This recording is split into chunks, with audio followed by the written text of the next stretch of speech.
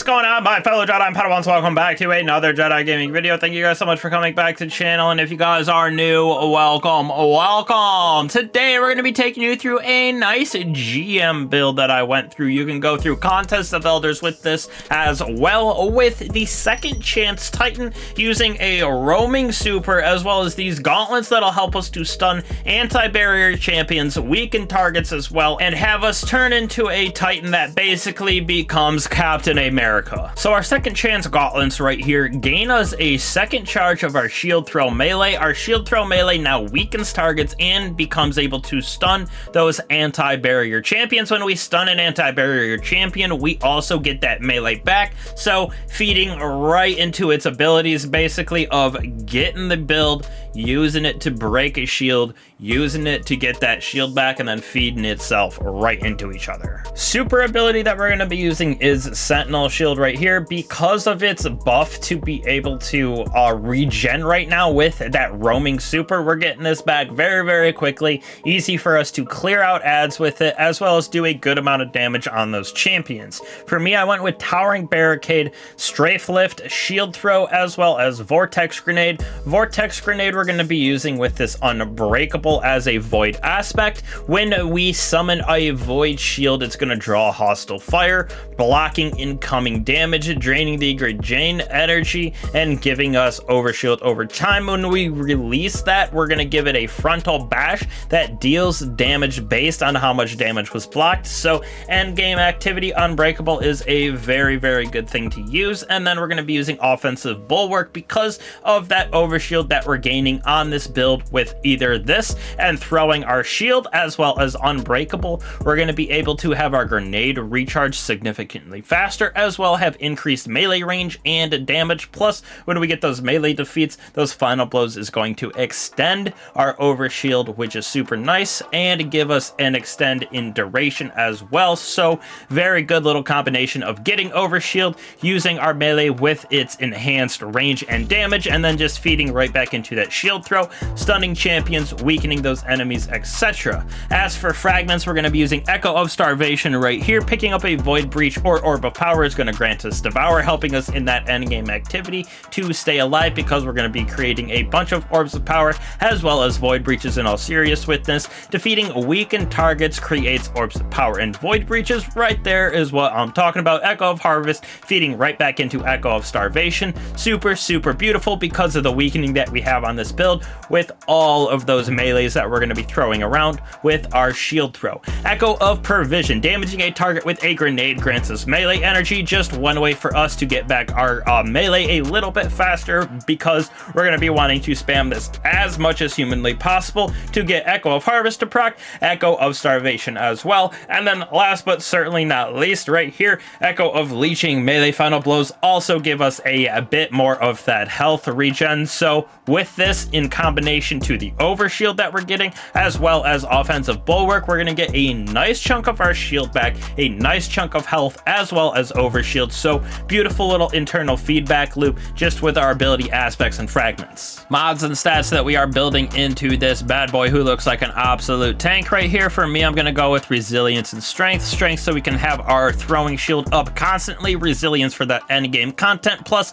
of course with Titan we're using that for our barricade as well. Plus we went with discipline at 61 because over here with font of focus, every time we have that armor charge, we're gonna have this basically give us 30 to our grenade charge over here. So discipline is basically at 91 with this build, as long as we have armor charge. Now helping us with that, creating those orbs of power, which one will help us give us Devour. We're gonna be able to get stasis siphon as well as harmonic siphon on this for all of those orbs of power, with special ammo finder for us, which you will see why in a second. Impact induction, causing damage with a melee, is going to give us our grenade, and vice versa. Causing damage with a grenade gives us our melee, so a little feedback loop right there for being able to spam our Unbreakable as well as those shield throws. Totally up to you in the content I was going into, or you are going into I should say. For me, I was in the light blade GM, so I went with double arc resistance and concussive dampener. Could have gone with melee dampener if you would like, at least in the boss room. This melee dampener is definitely a little bit better, but again, totally up to you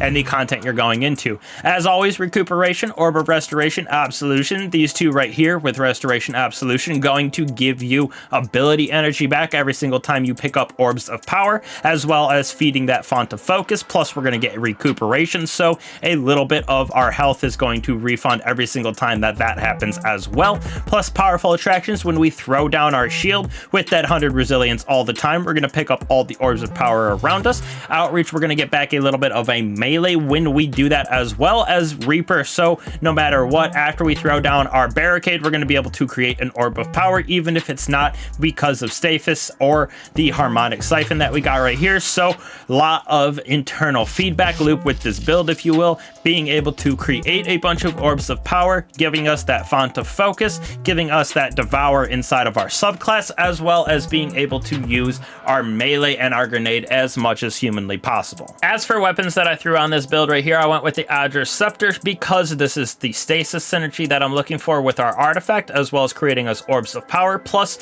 when we freeze and slow targets with this, we're going to be able to stun unstoppable as well as overload champions. For me, Elsie's pulse rifle right here with repulsor destabilizing, this right here, one is going to help us to get that overshield, which will feed right back into second chance and what we have with offensive bulwark, being able to get better melees and that melee regen, range, everything like that. Plus, unstoppable champions able to despawn, or I should say stun right there. And then last but not least right here, we got the Mistral Lift, which is a new weapon that we got from the Dawning with Withering Gaze bait and switch on mine. There is Envious Arsenal bait and switch, which is what I am looking for. DPS on this thing, pretty solid. 3-round burst with the Void synergy. Withering Gaze also, at least for this build, is helping us to weaken enemies, so beautiful little synergy of doing extra damage. But mostly with this build, at least super wise, we're going to be using it for ad clear, blocking damage with the shield side of it instead of running around throwing those shields, bashing, because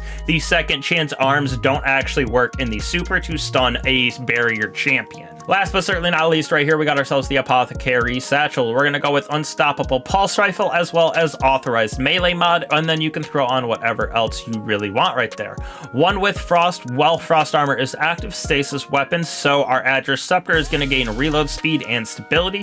We're going to get that Frost Armor because stasis weapon, rapid final blows and hits are going to give us that Frost Armor stacks, super nice. Killing Breeze, rapid weapon final blows give us mobility. Total Carnage, when we use a finisher on a more powerful combatant, we gain damage resistant. This is super nice for that endgame content for sure. Hail the Storm, shattering those stasis crystals, release shards that slow and damage targets. Debilitating Wave, another way for us to get a weakening on those enemies because of our Void subclass. And then Curative Orbs, being able to create more orbs of power every single time that we break those shields. This will help us to get that Devour procced on us because of all the orbs that we get, as well as having our grenade energy in discipline stack all the way up to 91. Last but not least, in the last column right here, Conductive Cosmic Crystal Arc Void abilities are going to do more damage against stasis debuff targets. So for us, our Void ability is going to do more against those stasis debuff targets because of Adra Scepter. And then Severed Cold Stasis Shard is going to give us class ability. Void Breach is going to give us melee energy, so feeds right back into using our melee as much as humanly possible, because when we stun champions, we're going to get it right back. When we throw it, we're going to weaken enemies, and on top of that, with offensive bulwark, we're going to have increased range and damage. So we're basically trying to use our melee as much as possible, and when we don't have it, we have all of our other abilities to back us up with Unbreakable, blocking damage, shooting people back, with our super to do some ad clear, as well as block a bunch of damage if you would want, especially in some of that endgame content. Very, very nice for survivability for you as well as your teammates. And then just in general, we're able to stun a bunch of different champions. We're able to do just a bunch of different things. It's a very versatile build that you can take from basic content all the way up to that high end game content as well, whether it be Contest of Elders, GMs, raids, etc. So Titans, give this build a try out. We are getting through until the nice Act 3, which we got January 7th, but happy holidays as always. I appreciate you guys for coming back to the channel. Don't be afraid afraid to like and subscribe. Hit that bell if you have not. Join the Discord as well. We're trying to get that popping for the holidays in general. For the new year, it is one of my goals. But again, appreciate all you guys for always coming back. It means a lot to me, and I will catch you guys in the next one. Peace.